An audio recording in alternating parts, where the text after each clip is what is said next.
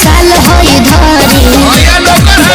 अरे जवन करे के राजा जी करी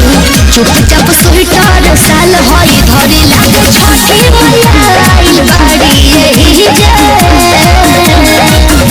नाचली मत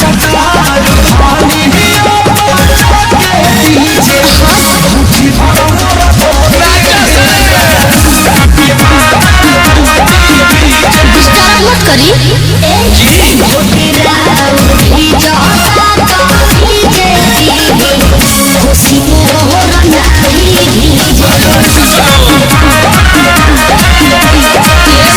चुप ना रहू नाचे दे।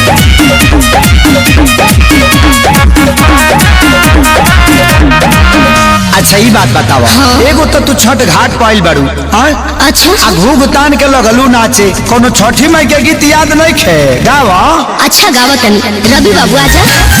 पेली के बबुआ के पापा पियरी अरे पेली के बबुआ के पापा पियरी रख दे के भइले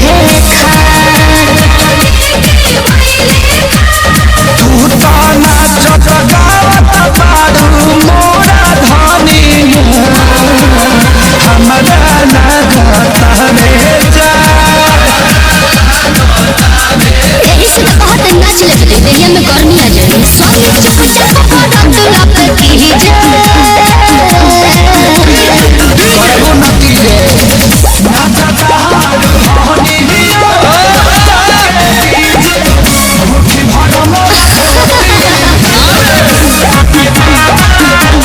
ए राजा जी सुनी सुनावा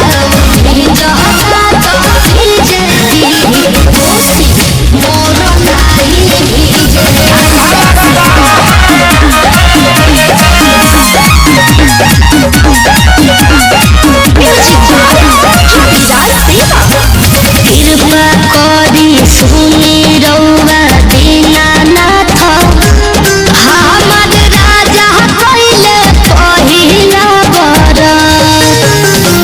हमली के गोदी भरली छठी मैया कोसिया भरा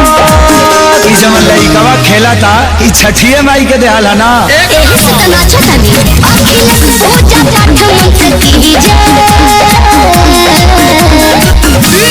डीजे नाचता पानी जाके डीजे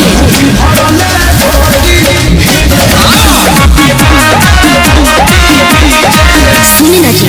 ए जी